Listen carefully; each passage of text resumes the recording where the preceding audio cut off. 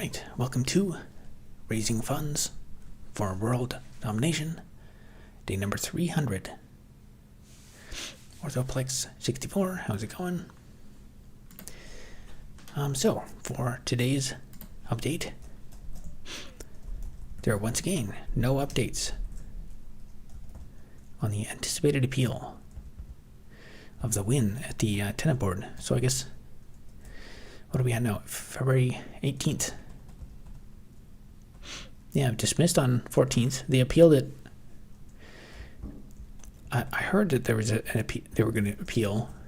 There was apparently, they stated an intention to appeal within like a few days. I think it was November 13th. I got letters through in my mail slot. But I still don't even have like a case number or something. There's been no, there was one letter from the tenant board. There's been no communication from the upper court. So there is one remaining block type available in the Shopify Store. Last video was published 14 days ago, 2 weeks. Wow. Yeah, so then for the next video, I think I finished the voicing part for it today. So maybe within a couple of days, I might be able to have that done. And as usual, we'll continue work on the terminal block mining simulation game tonight. 65 more days till 1 year. Still don't know who you are, but good luck. Thank you. Yeah, 64 more days. I already did 300. I guess I might as well go for at least the next 65 to complete the experiment. And then, I don't know, maybe I'll reflect a bit. I'll have, I guess maybe we should, I could probably go back through all the live streams and get some clips or something.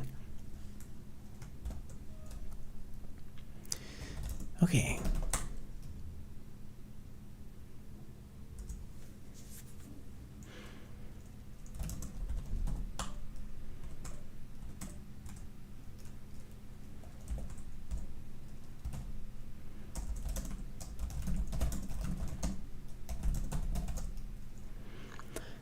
So yesterday, I think I added some code.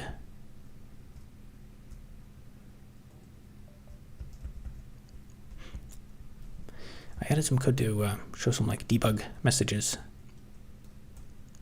for if it crashed on the startup, but I think there's more.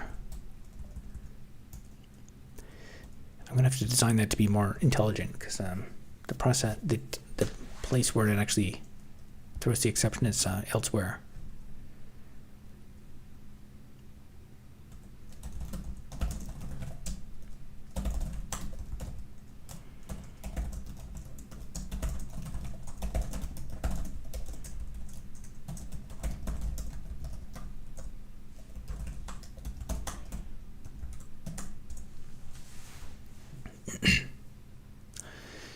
Once 45821 says howdy. How's it going?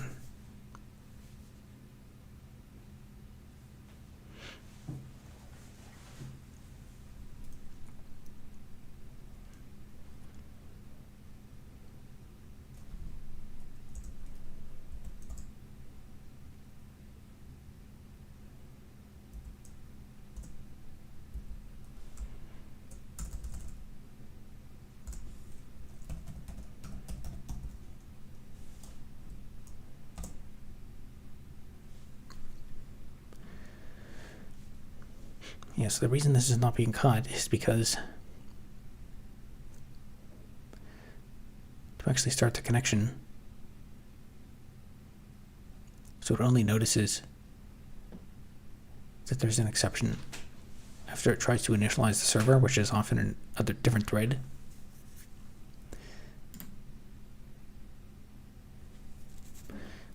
So I guess I'd have to maybe have some message passing, or I guess I could it'd probably be better to have some more intelligent like state management or something.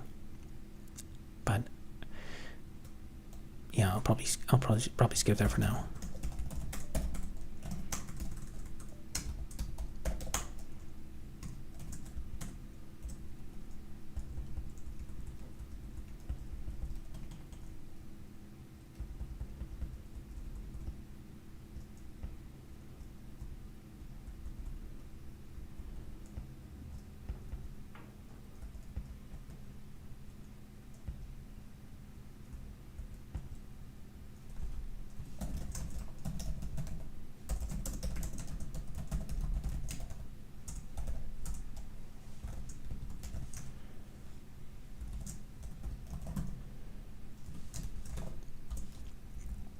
Let's see what that does.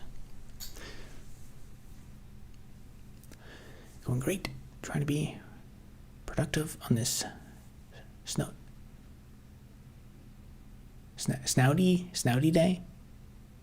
Snowy day.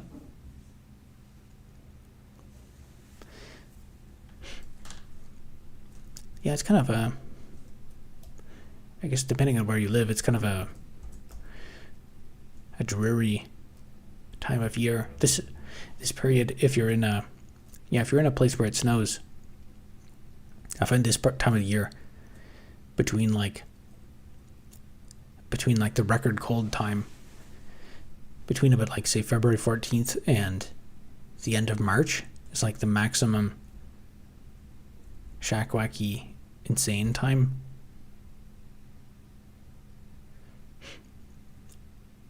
Where you're starting to lose your mind from being inside all the time.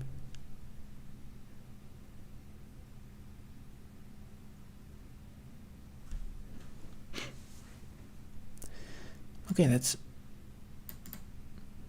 a bit better. That's kind of what I was expecting for that case.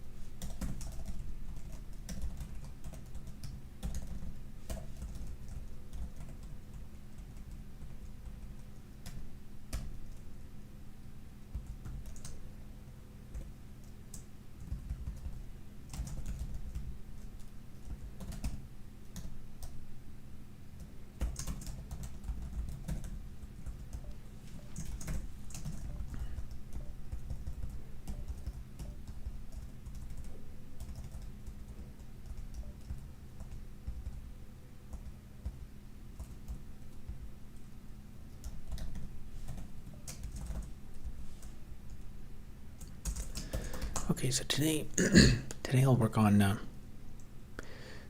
adding a thing to the titles to identify what block world it's connected to.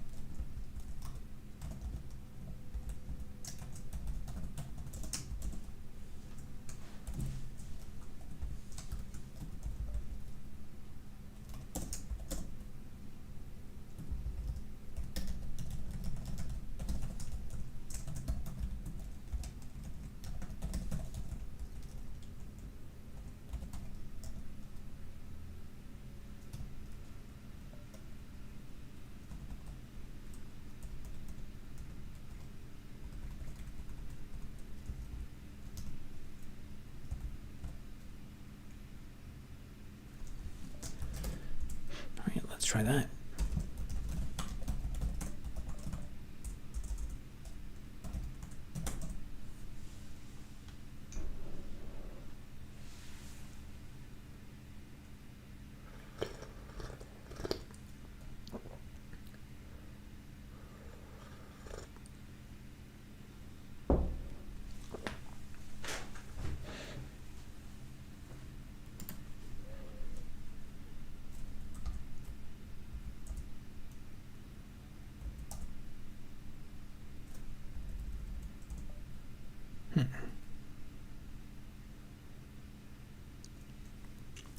That is not expected at all.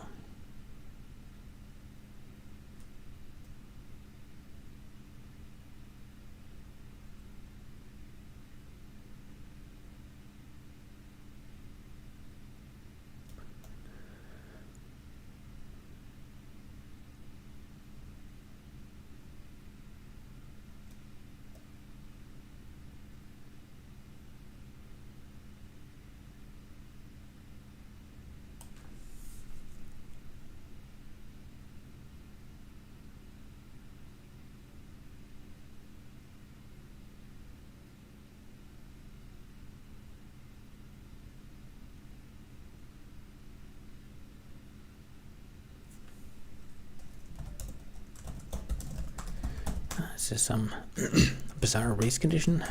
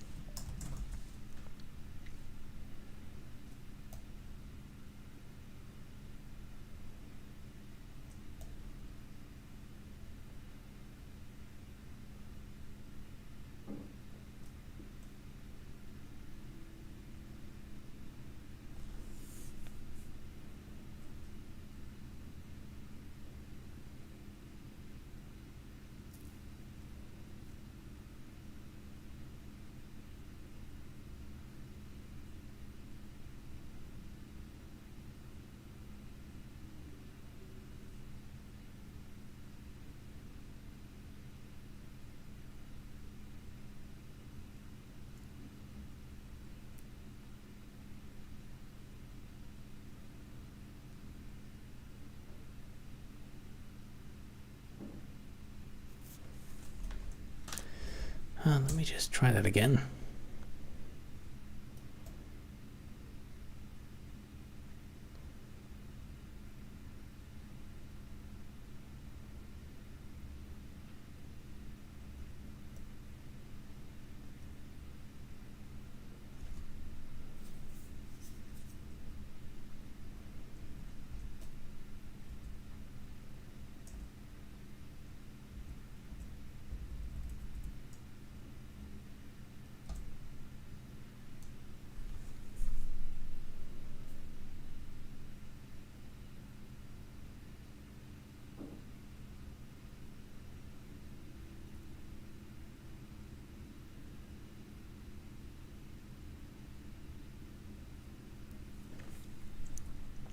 Oh, maybe it's because I changed how that window updates.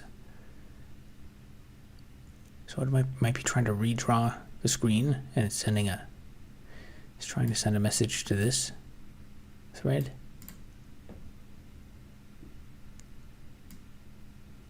But it's also receiving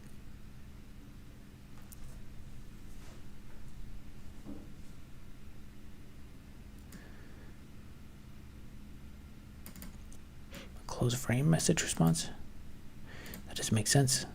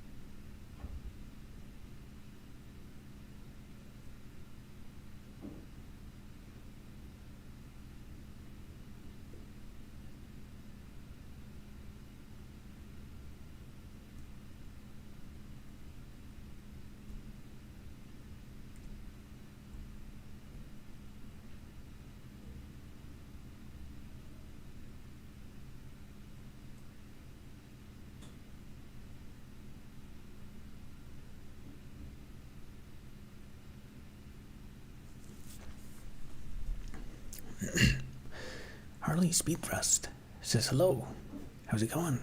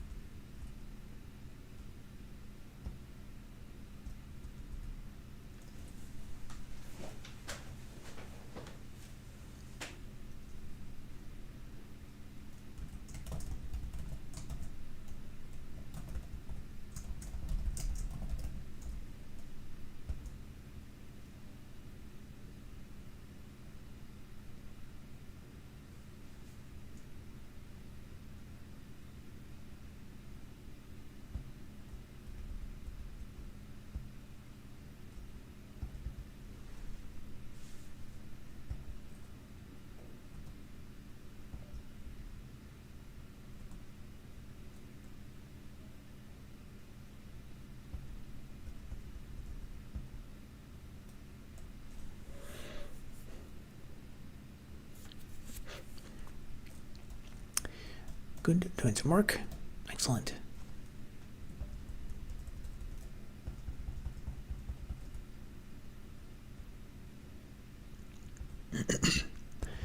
So this is a really weird error. It looks like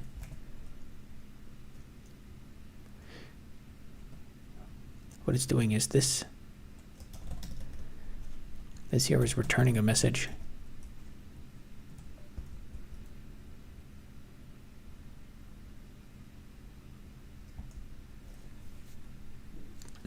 Or rather, this request here returns a message.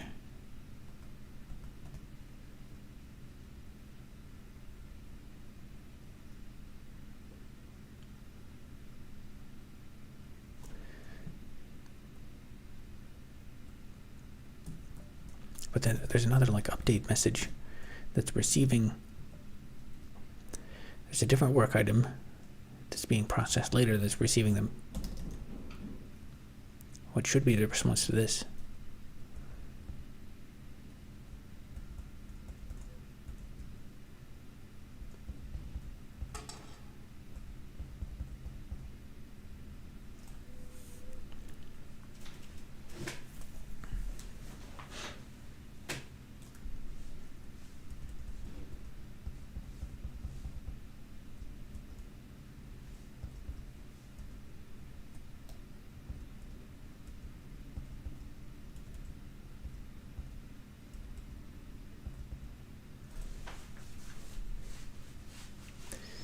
I wasn't expecting to have to debug this.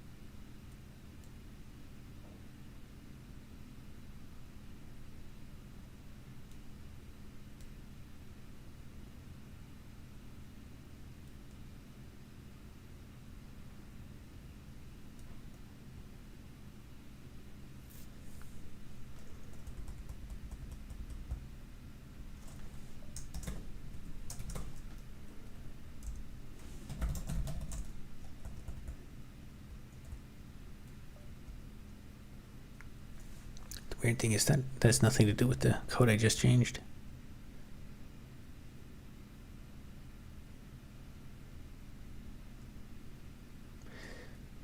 Even though the exception is in the same function.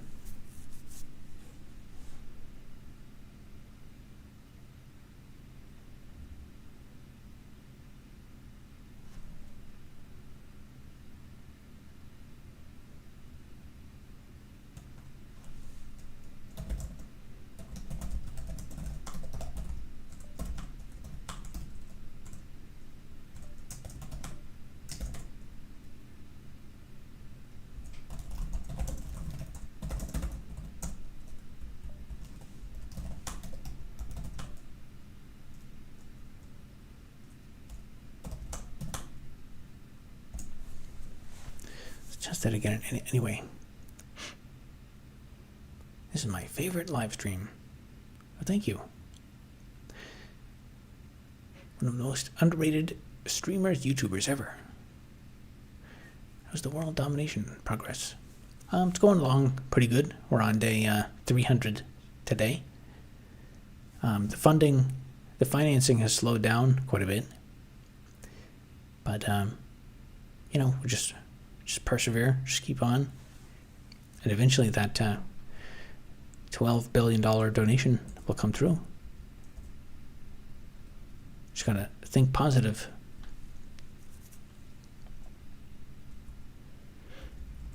Okay. All right. As I expected, they changed. The new thing I did was unrelated. Okay, that's a bad error.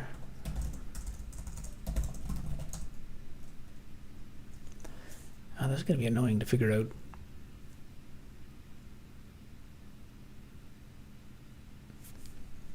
So it's getting back a close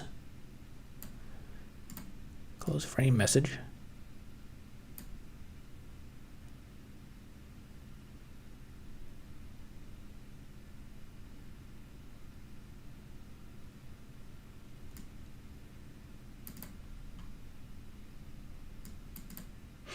Oh, nice. Wow. $30 from James Goodrich. Thank you very much. You're a very dedicated super chatter. Probably one of my my longest running big super chatters. Streamer looks seep in thought. Here's an interruption. Thank you for the interruption.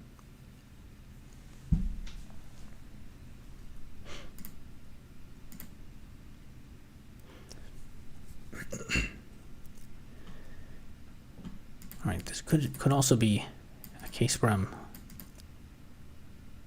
calling something directly from the wrong thread.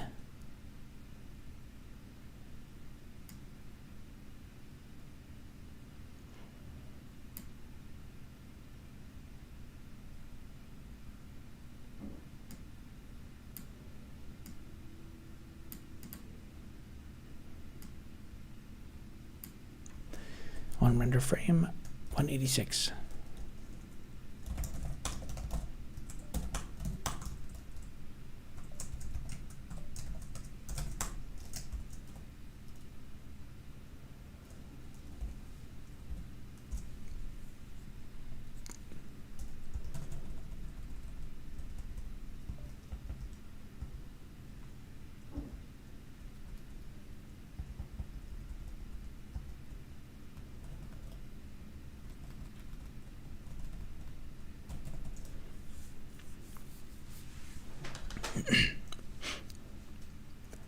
$1 billion donation.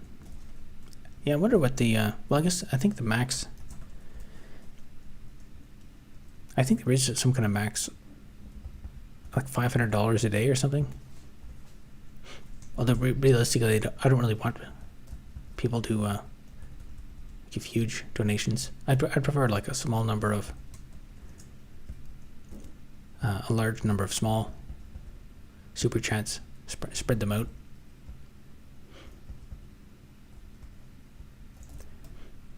And we have time to reconsider.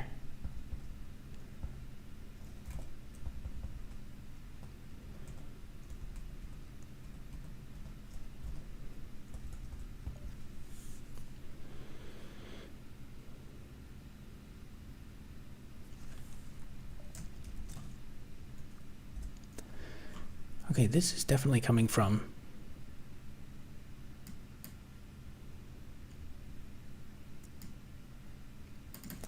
the actual frame thread.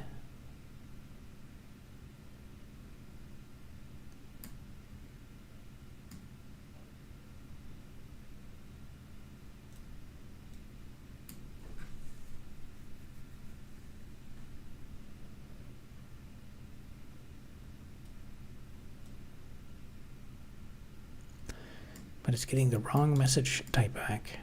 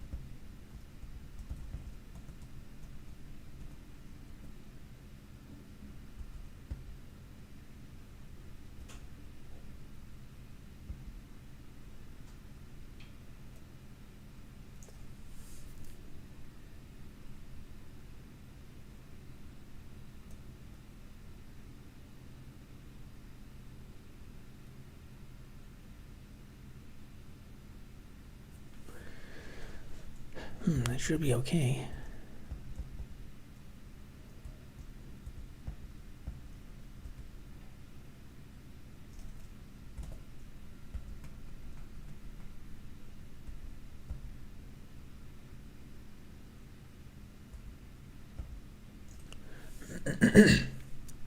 It's almost like the same thread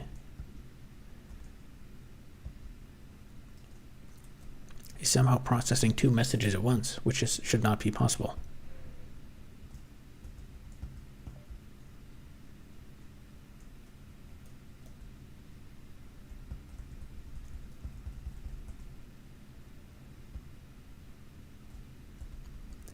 Because while I'm calling this,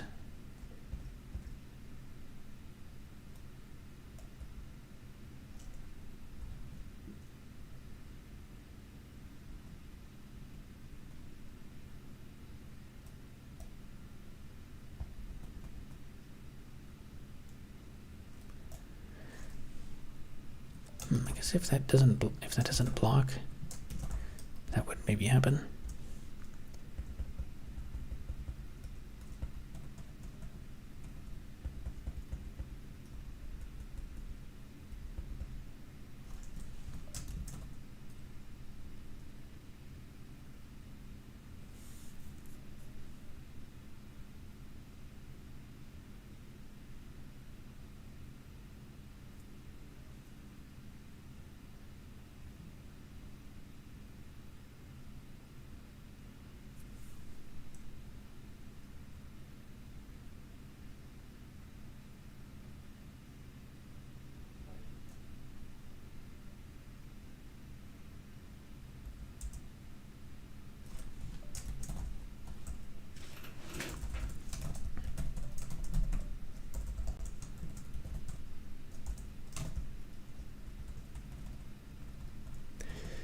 Is blocking is true, so it is a blocking work item.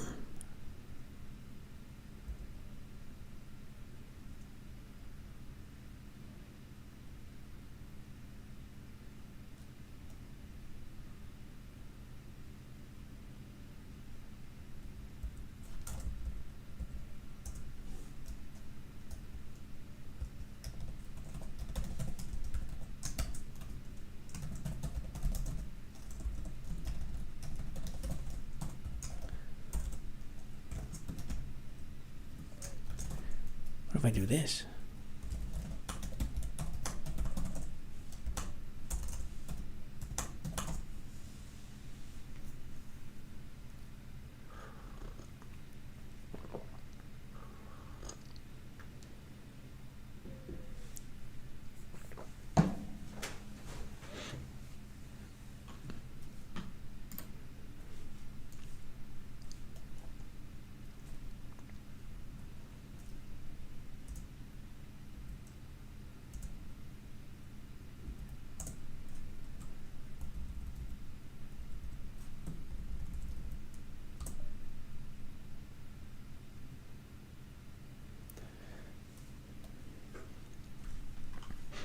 All right, that's still getting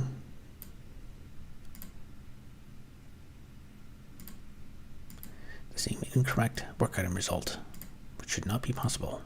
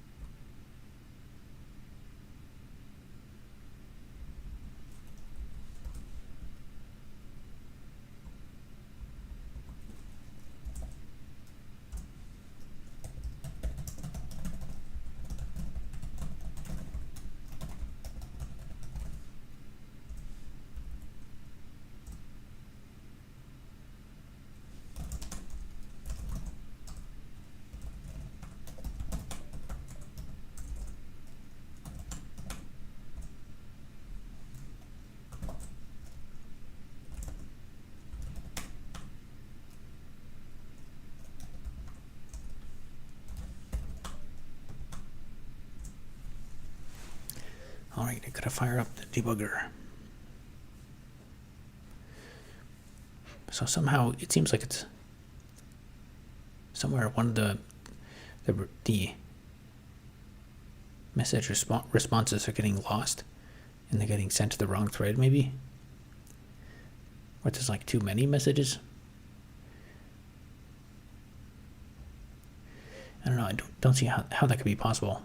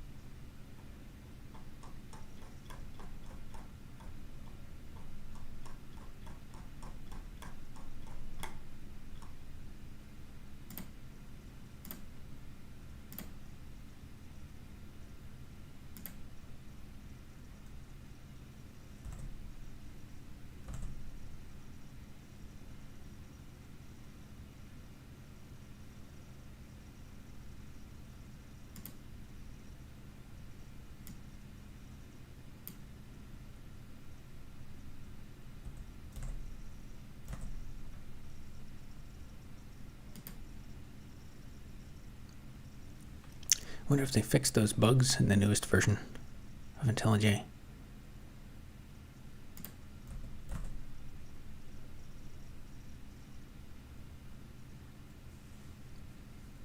I had to like roll back to an old version because the newest one wasn't working. There's all these weird. There's actually two distinct bugs that made it not work.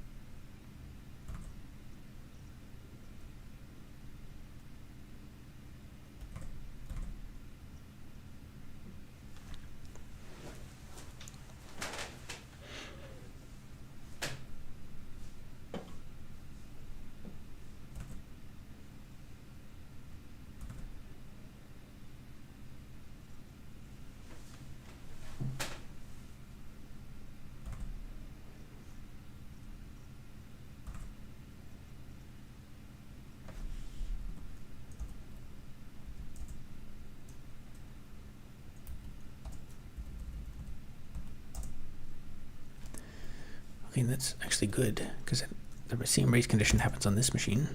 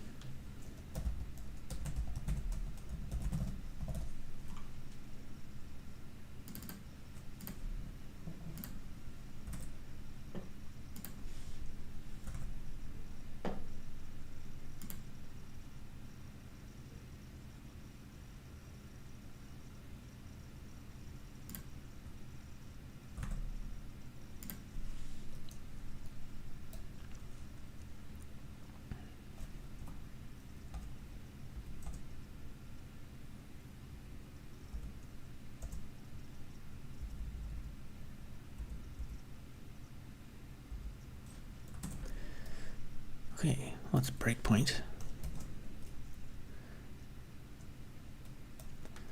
on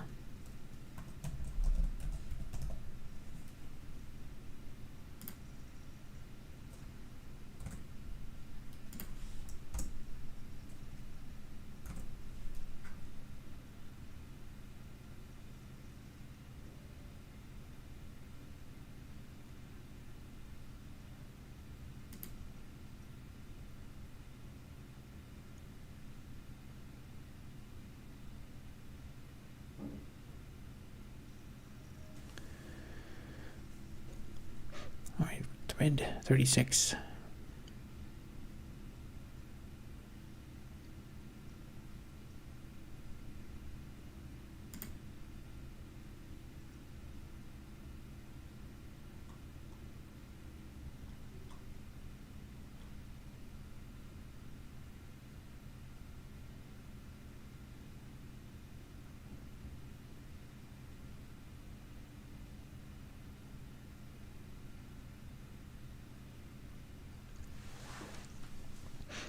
There's no thread IDs.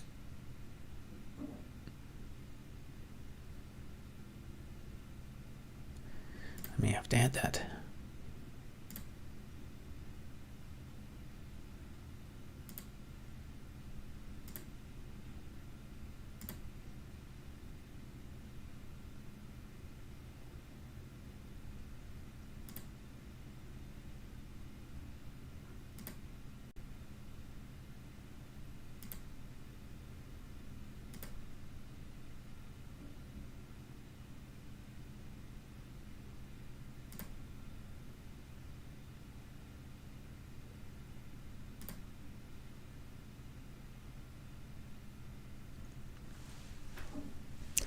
Is robotics and artificial intelligence worth specializing in as a mechanical engineer?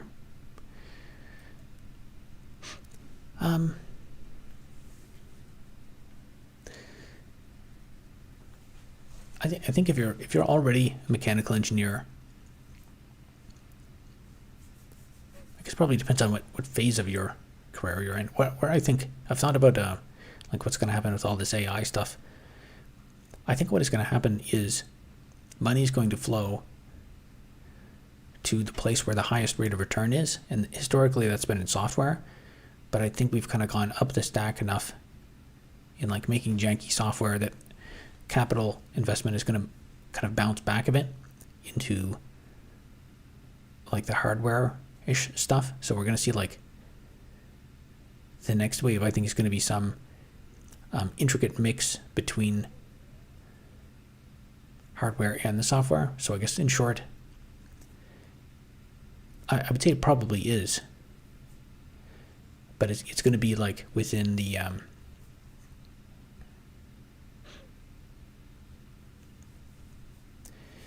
yeah, I think there probably are where I actually think there's going to be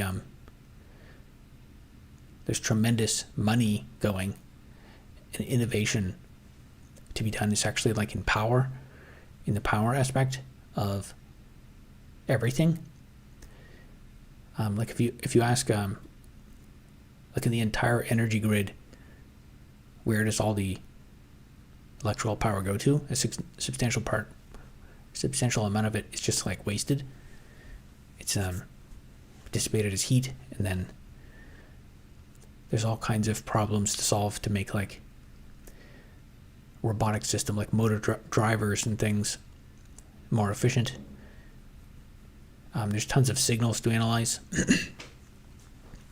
I guess if you're a mechanical engineer, you know probably about like how stepper motors, there's like 5 million different things that you could try to analyze. Like look at do a Google search for like a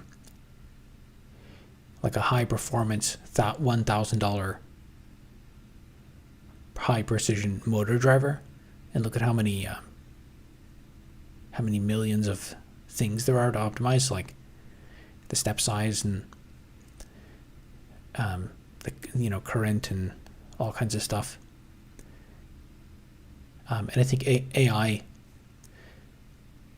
like where AI would be really good at that, is just like real-time sampling, like auto calibration of robots and stuff. That's a really big problem, is that there's a lot of stuff that's open loop, where you like manually type in a constant. Historically, you'd manually type in a constant to know like what kind of what the impedance is of a motor or something. But then as the motor like wears out over time, the internal impedance might change. But then with AI, you can like constantly measure it all the time, and even like when it, if it starts to warm up or something, the electrical resistance is going to change. So you can like, I don't know, there's a billion different problems you can solve on that. So I do think there's a lot of innovation there to be done. But it is probably going to be, I think the demands of jobs are going to be more significant. You're going to have to be like an expert coder and an expert mechanical engineer at the same time. I think more than likely what's going to happen is we may even see like the disintegration of like specialized roles of like, you have a mechanical engineer hat, or like you are a software engineer. We're just going to have like, companies will just put out a job ad for like smart person who can just grind away at this and figure it out, and just like constantly look up new Wikipedia articles to figure out how to make this thing do what do we want. And it's going to require like 5 different disciplines. Grand Archibald. Hey, I was AFK. I missed something. You switched to an IDE. I'm trying to figure out, I need the debugger. So I switched to that, and I'm trying to figure out why.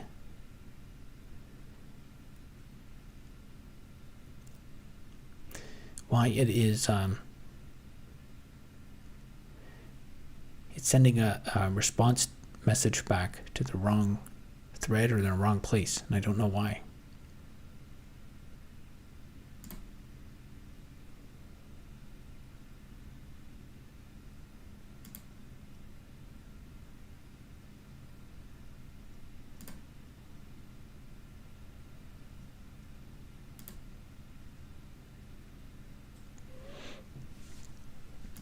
Okay, that's going to thread 31.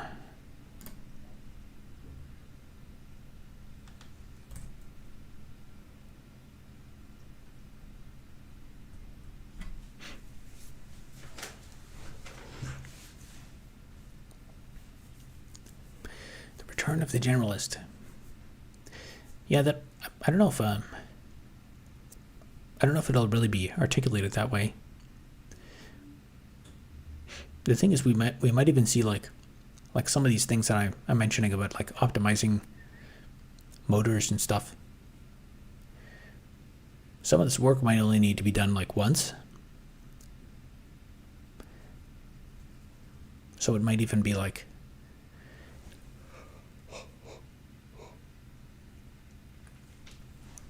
there might be a few year period where everybody's optimizing all the parameters of motors using AI in like 5 different ways. And then we move on to like optimizing power supplies for a few years, motor driver power supplies. And I guess the order in which all that happens kind of depends on what company is involved.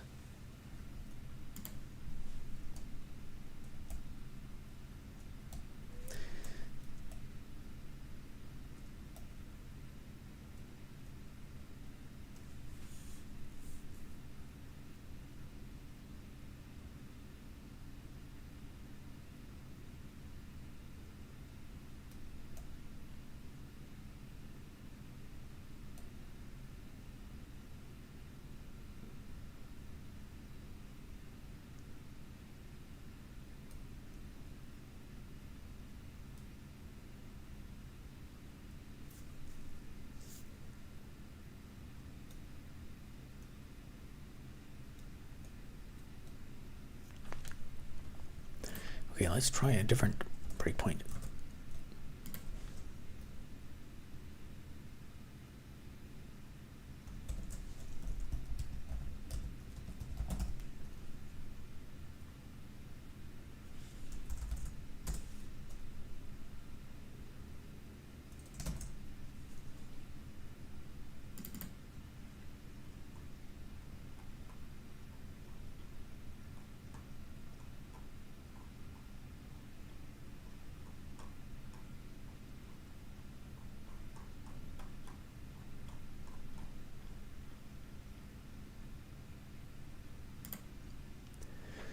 So we'll breakpoint there.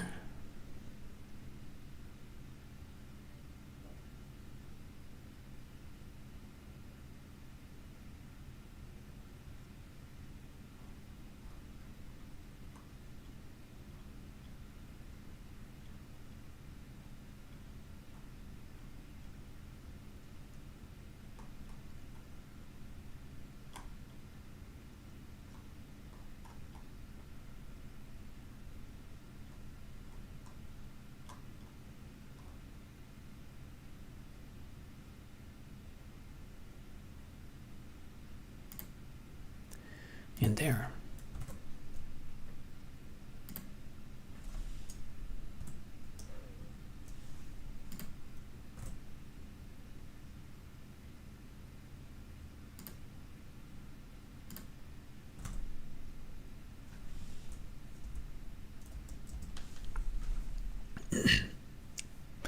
To use editing in terminal, stay sharp on Unix commands.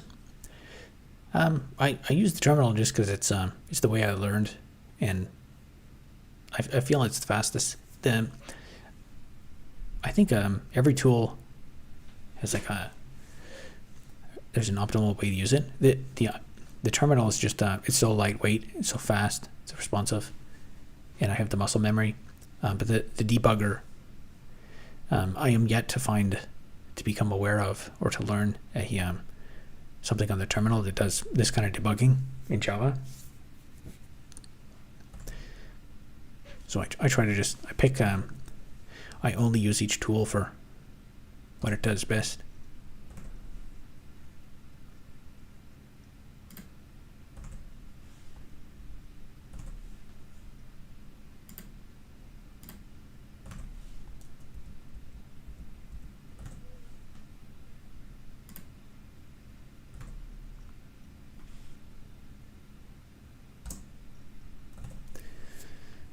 Okay, close method happens first.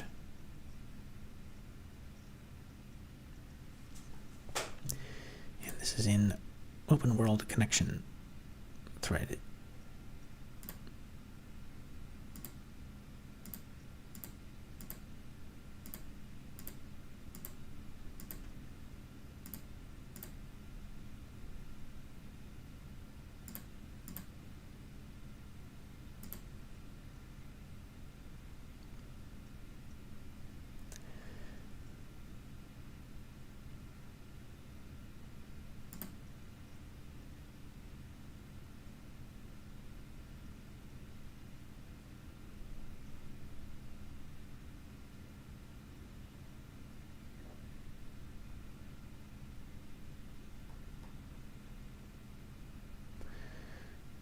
Oh, maybe that's why. Aha. Interesting. Okay.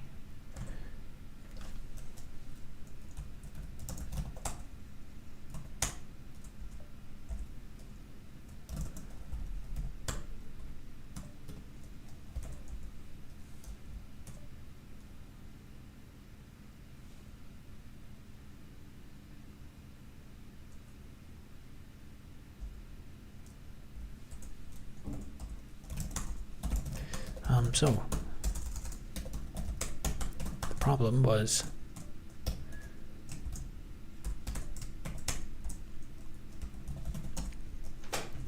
I ended this try catch around all these methods to just try and catch like generic exceptions, and that was catching the interrupted exception because when I try to close the frame, the thread gets interrupted. So it's caching the interrupted exception.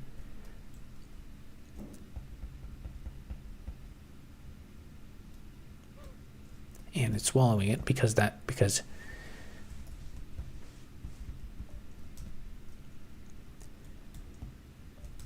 closed frame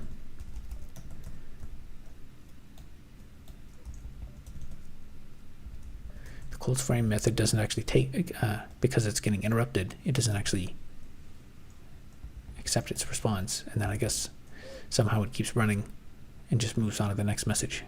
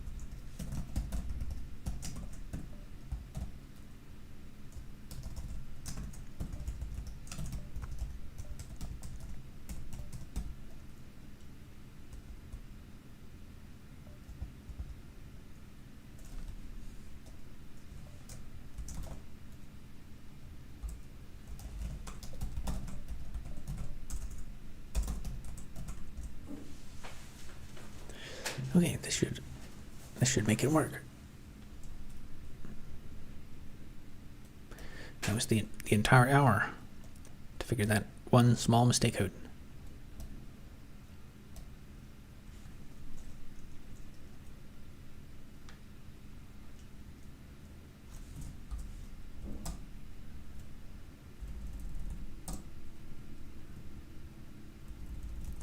Right, that did it.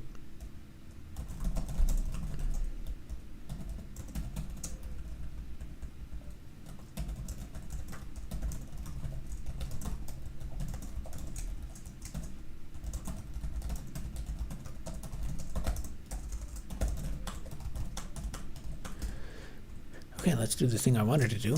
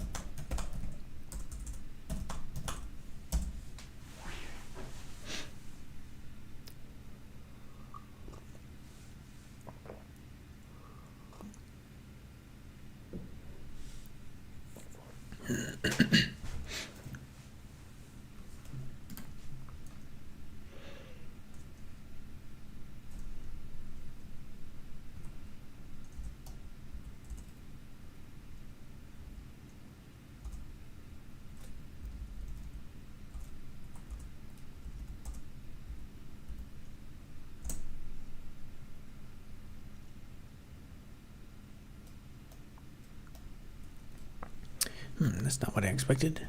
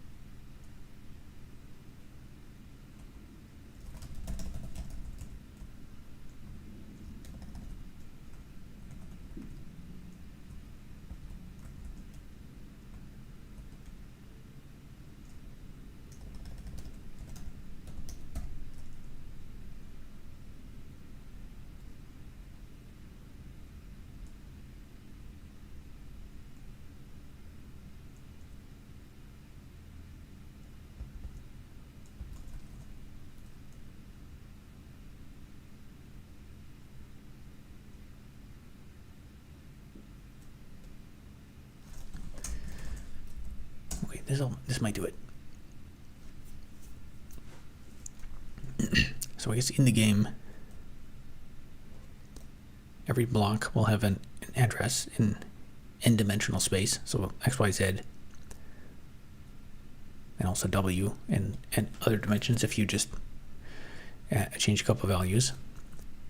But then also, every time you connect to a world, that will also have an address, or it'll be like a domain that qualifies the coordinate. There we go. So I should probably make that 2 spaces in, make it a bit more clear.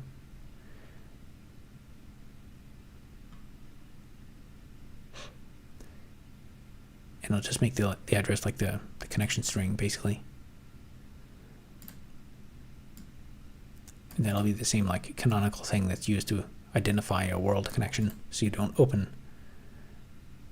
There'll be one connection per world, and then the number here that's the authorized. That's like the player ID, basically.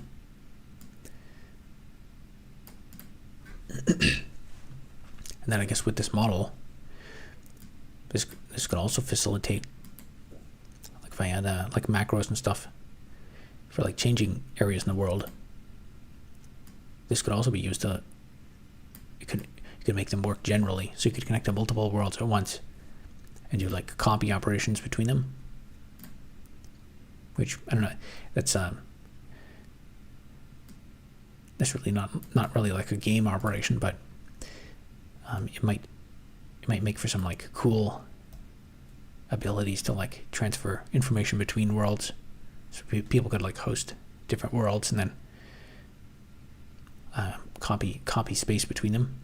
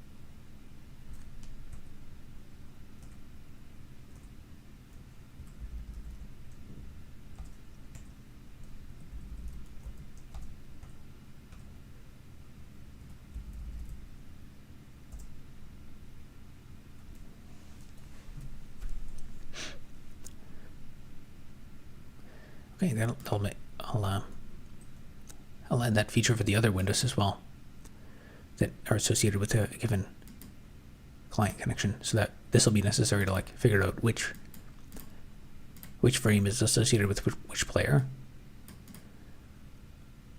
So now we're connected to 2 different worlds at once. So we have the local SQLite connection over here, and this one is the WebSockets world. And I think that's actually I think in the memory model right now, it's messed up. Because this world, I think both of these are putting chunks, when they load chunks, it loads them into the same memory model, even though they're two different worlds, which will cause problems, so that has to be fixed.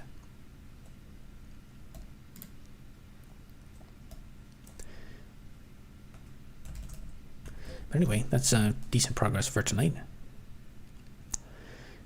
Next stream, I think I will maybe format this a bit better, or maybe indent it a bit more. And I will add this also to stuff like the crafting menu,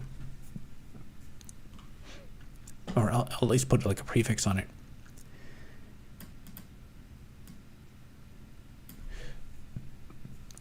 I'll put the world address on it, so that way you can have like multiple. If you want, you can have multiple crafting menus open at once for like multiple players, and this will just let you know which player it actually is, or which world you're connected to and the player. And then once that's done, oh yeah, I'll probably fix the memory model, because I think as it is right now, I cannot open multiple WebSocket player connections at once.